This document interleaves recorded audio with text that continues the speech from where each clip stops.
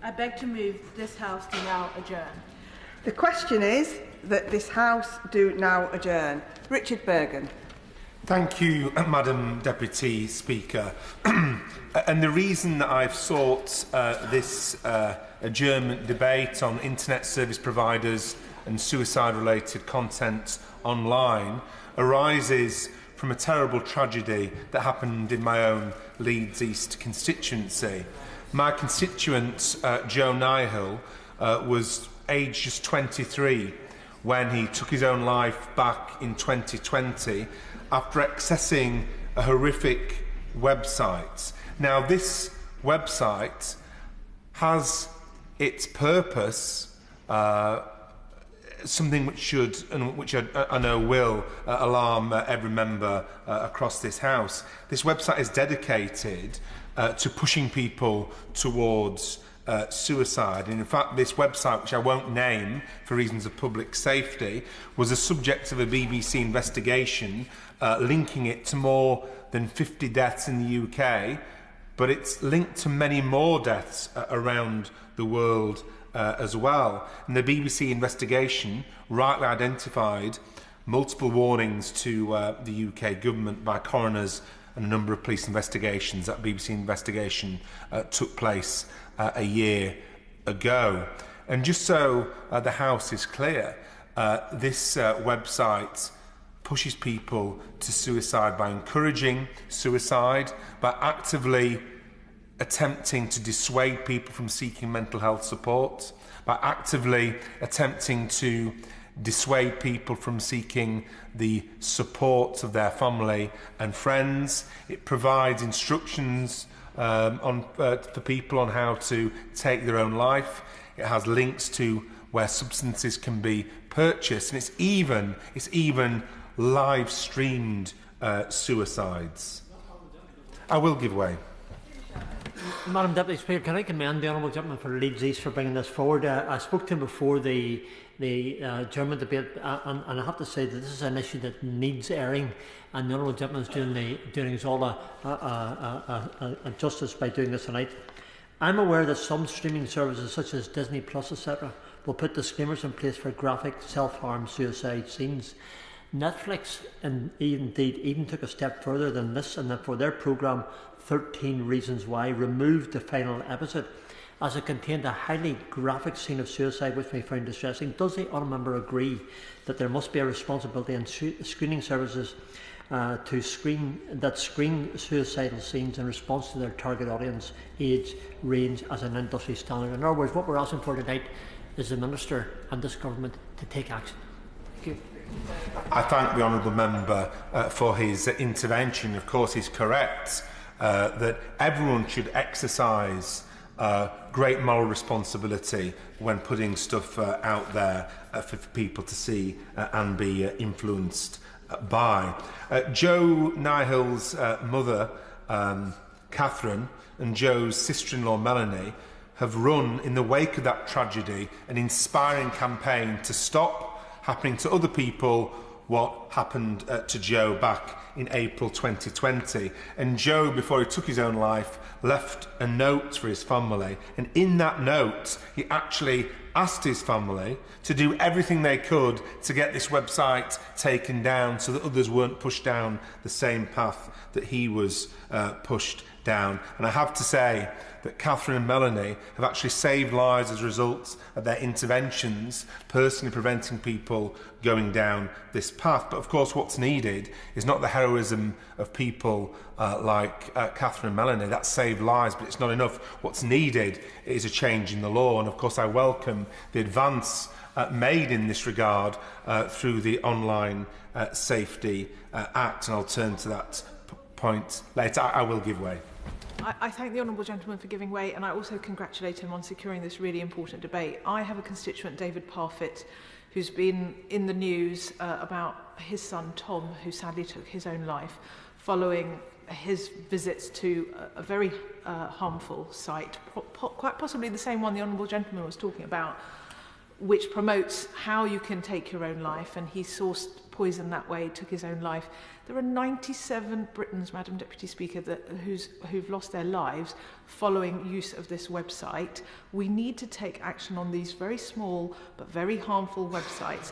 And the Online Safety Act actually has a provision for these to be included under Category 1, the most highly regulated category. Yet the Illegal Harms Code published yesterday didn't include them. And does the Honourable Gentleman agree with me that this is a massive oversight and they should be included in that category? I thank the Honourable Member for her intervention, and I will actually mention her constituents' horrific experience later on in my speech. And I agree there's much further to go to ensure that the Online Safety Act does what it needs to do to protect as many people as possible. In relation to this particular website, Joe's sister-in-law Melanie said the following yesterday, actually, on social media. She said that the problem with these websites is that they are accessed by people at their most vulnerable, and children. I'm Joe's sister-in-law, and I know Joe would still be here if he hadn't accessed that website, because the method he used is only discussed there. He wouldn't have known any other way. These sites are run by people who prey on the vulnerable and say they too are going to end their life, but 4 years later they're still here doing the same thing, pushing methods. We're never going to end suicide. We know that so many people can be helped. And the BBC investigation actually identified one of the creators of the site and tracked him down to his home in Huntsville, Alabama, in the US. He was doorstepped by the BBC reporter. He refused to answer any questions, but an account associated with this creator of the site issued defiant responses about the UK wanting to block the site. And basically refusing to do that. Now, as part of the BBC investigation a year ago, the BBC contacted internet service providers, as did Joe's sister-in-law and his mother. And Sky Broadband, for example, responded by saying that they had blocked the site. And Catherine and Melanie said, at the time, it's really important to us both, as it means access is becoming limited to prevent others finding it, which is a step in the right direction. And the Honourable Member mentioned her constituent, David Parfett, and David's son, Tom, was 22 when he ended his life in 2021 after accessing this site. And responding to Sky Broadband's decision as an internet service provider at the time, a year ago, to block this site, Mr. Parfett said, "It made me cry. It's pure relief mixed with anger that Tom may still be here if it had been regulated 2 years ago. My sole aim has been to stop other people being influenced to take their own life." Responding to a defiant response from the site linked to the founder of the website, Mr. Parfett added, "These people encourage others to die and celebrate death." And in a statement at the time, Ofcom told BBC News, this is just over a year ago, in regard to the then online safety bill, if services don't comply, we'll have a broad range of enforcement powers at our disposal to ensure they're held accountable. In a recent Westminster Hall debate, I intervened on the Minister in relation to this, and I congratulated the internet service providers Sky and 3 for taking action to block access to this site. And the Minister very helpfully welcomed that intervention by internet providers. And the Minister made this very important point. Internet providers do not have to wait for the Act to be enacted. They can start making such changes now. And she went on to say that the Online Safety Act is a landmark act, but it is also imperfect. Ofcom's need to consult means a long lead in time.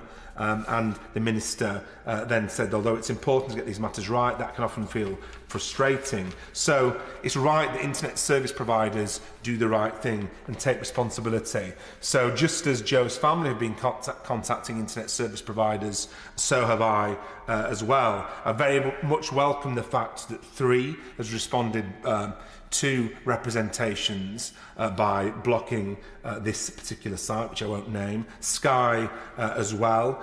In relation to other responses, they weren't quite as positive or as practical. Vodafone responded by saying that where customers have adult content filters enabled, it's blocked.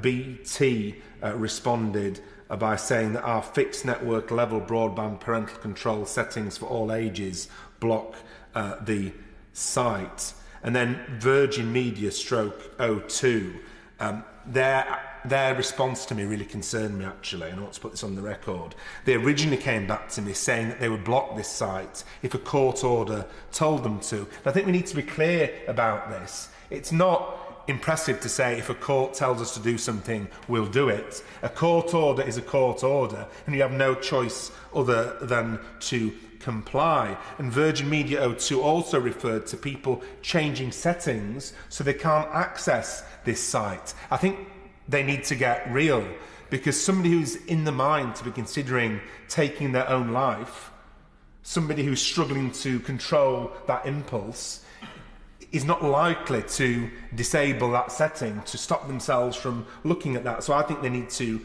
get real. Virgin Media... Can I give way on this point? I will give way. Thank you. The honourable gentleman's making a really powerful speech, and I didn't come here to speak, actually, but this is a really key topic. As we move into Christmas, many of us are looking forward to it, but it can be a real low time for people, and I really do worry about people accessing this content and also accessing content around eating disorders. Yeah. But the question has to be, for any internet service provider watching this just now, hopefully, what possible justification can they have for continuing access to this site? Are they hiding behind freedom of speech, which to me is the balance between protecting the rights of these young people against this wider freedom of speech argument? I think it seems completely imbalanced. Yeah. I thank my honourable friend for his intervention. I couldn't agree more. This isn't a freedom of speech issue. This is a particular website linked to the deaths of 50 people in our country and many more worldwide. And Virgin Media O2 also referred, in their reply to me, to their partnership with the Internet Watch Foundation. So they responded by saying they're handling this through their partnership with the Internet Watch Foundation. But I contacted the Internet Watch Foundation and they replied to me as follows: we work with companies to block child sexual abuse material specifically, so don't work on suicide-related content, I'm afraid.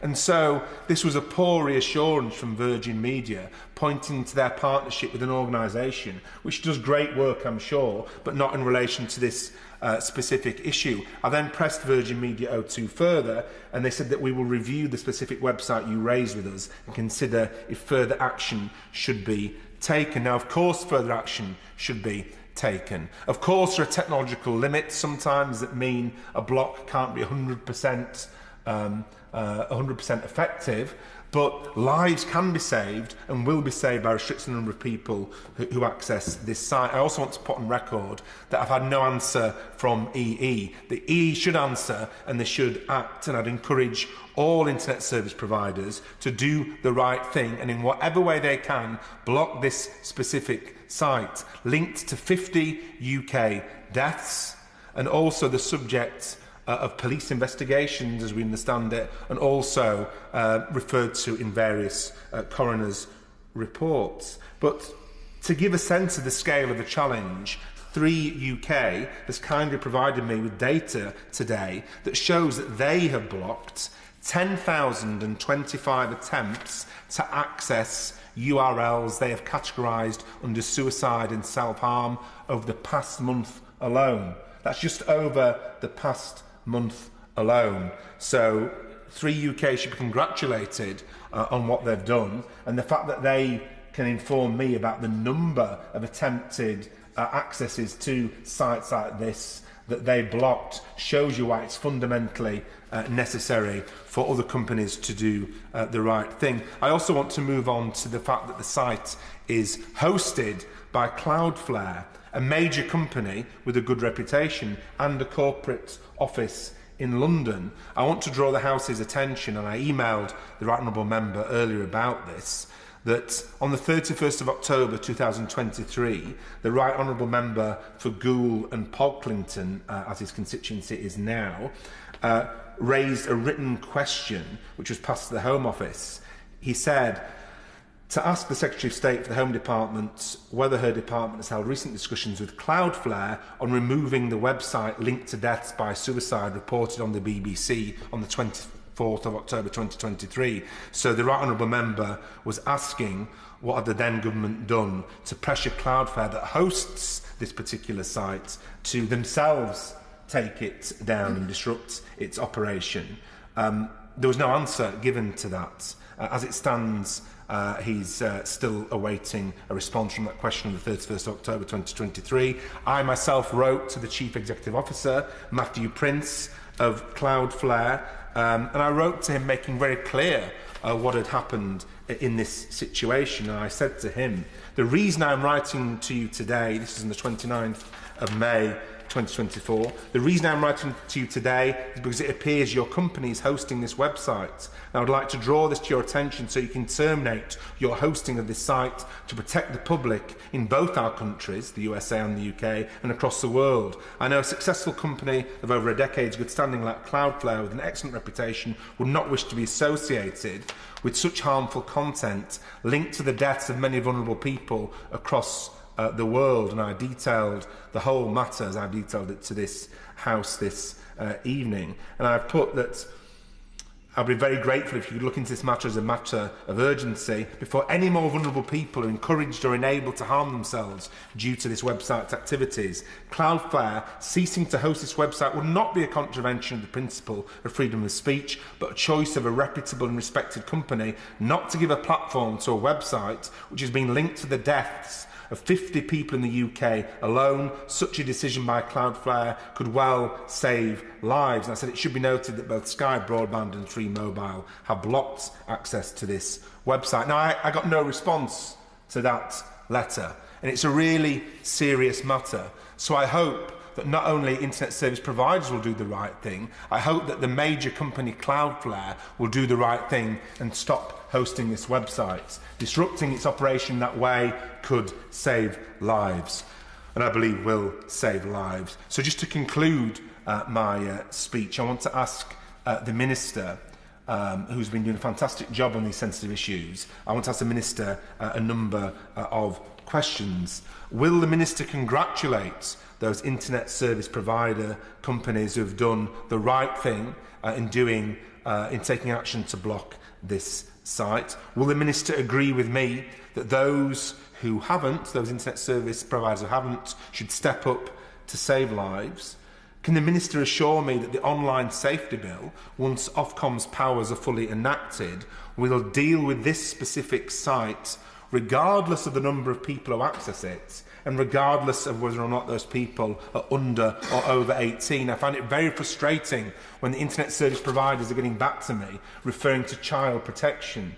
My constituent Joe was 23 when he took his own life. My honourable friend's constituent was 21 or 22 when he took his own life. And so it's ridiculous to assume that suicide, harmful suicide-related content of this type is only applicable or only a danger to people under 18. And will the Minister, in relation to the question put down on the 23rd of October 2023 by the Right Honourable Member for Goole and Pocklington, it went to the Home Office, could the Minister take action to ensure that her department answers this question?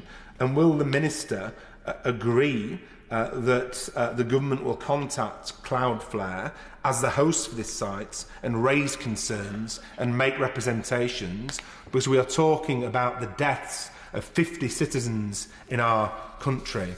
And I want to just finish my remarks by again paying tribute to Catherine, Joe's mother, and Melanie, Joe's sister-in-law. Their actions have saved lives. They've been navigating this complex, ever-changing world of the dangerous activities that go on online. They've saved lives, and they've been struggling to do so against great odds. Sometimes it feels like a David and Goliath situation. I also note that when, for example, people are illegally streaming football matches, action is taken very, very quickly. Yet this website, linked to the deaths of 50 people, remains up there. So I look forward to the Minister's response, and I thank members for attending this evening.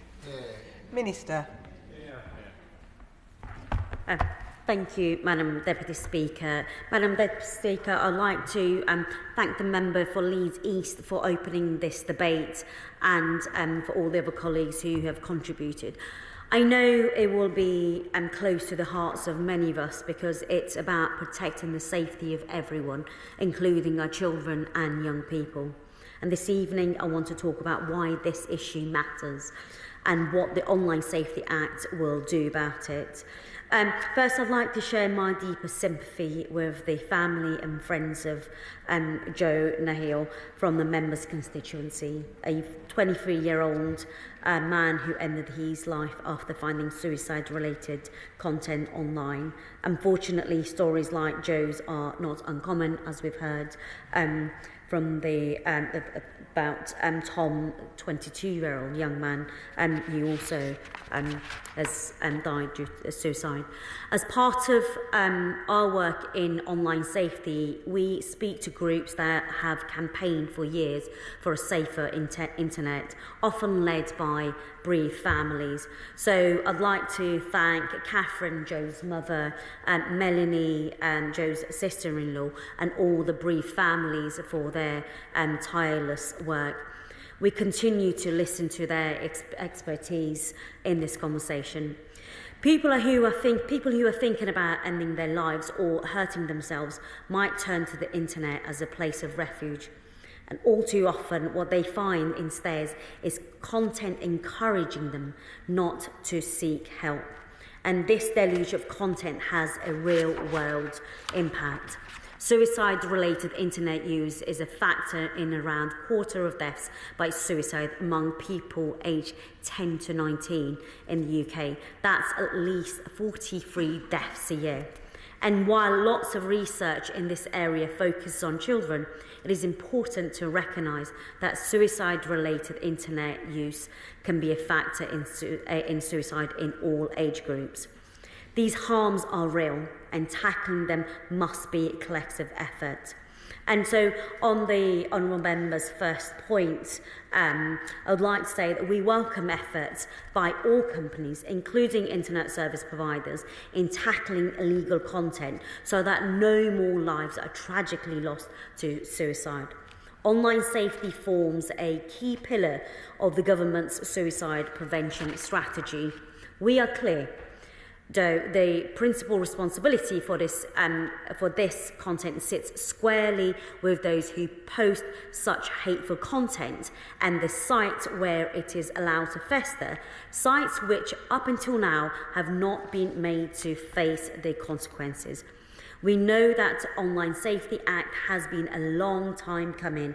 A decade of delay has come at a tragic human cost.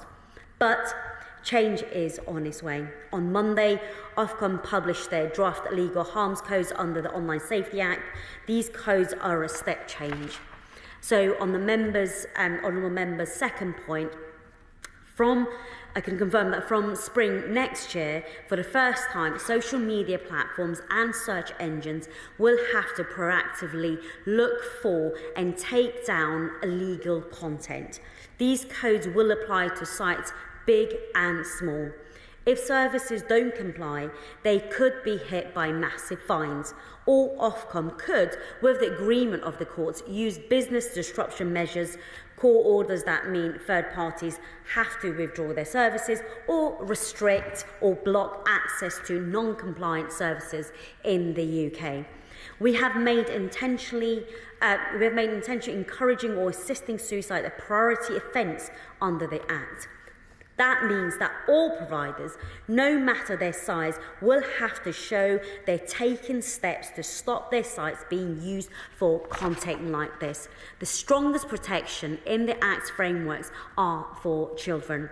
So on the third point that the honourable member raised, I can assure him that under the draft child safety codes, and any site that allows content that promotes self-harm, eating disorders or suicide will now have to use highly effective age limits to stop children from accessing this content. And some sites will face extra duties. We've laid a draft regulation setting out the threshold conditions for Category 1, 2A and 2B services under the Act. Category 1 sites are those that have the ability to spread content easily, quickly and widely. They'll have to take down content if it goes against their terms of service, like posts that could encourage self-harm or eating disorders. They'll also have to give adult users the tools to make it less likely they'll see content they don't want to, or will alert them to the nature of potentially harmful content. A suicide forum will be very unlikely to have terms of services that restrict legal suicide content, and users of these sites probably won't want to use tools to make it less likely that they'll see content like this.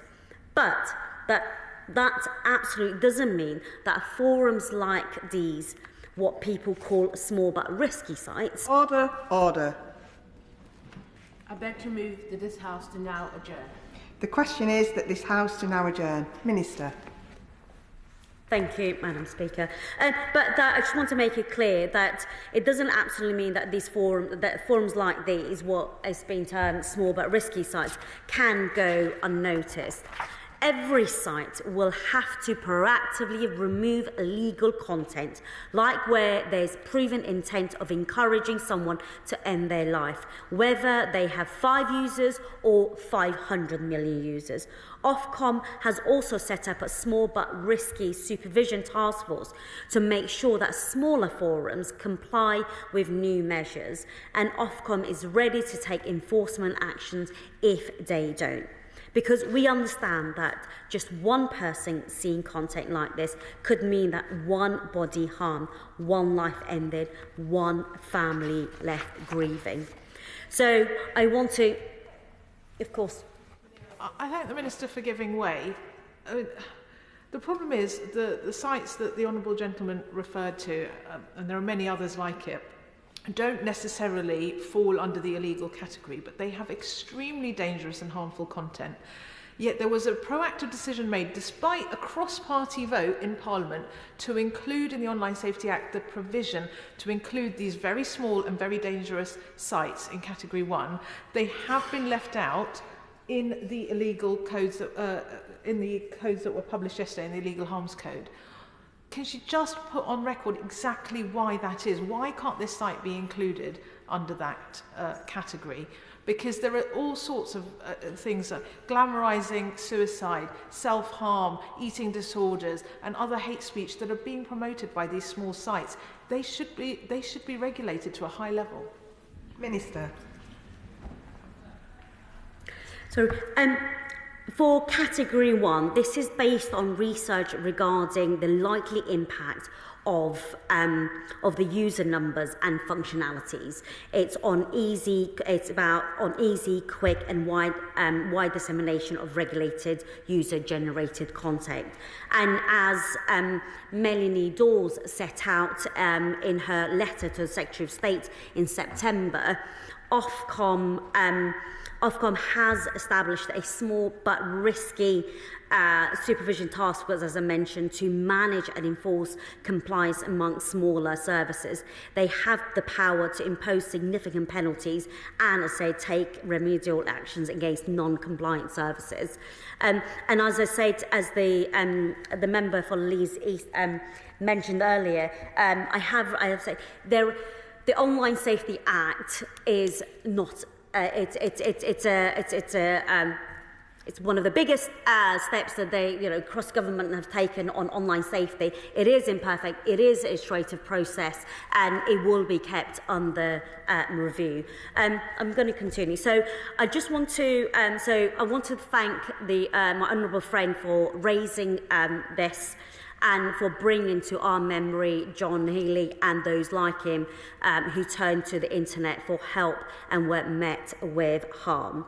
And on his final point, I just want to say, for effective implementation of the Online Safety Act, we will continue to engage with all providers in this space.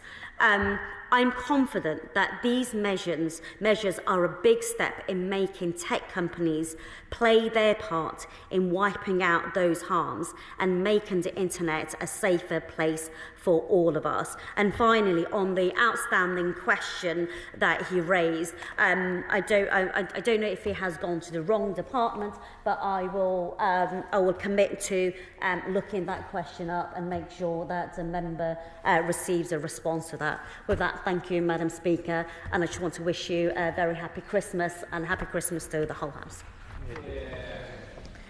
The question is that this House do now adjourn. As many as are of that opinion say aye. Aye. The ayes have it. Order, order.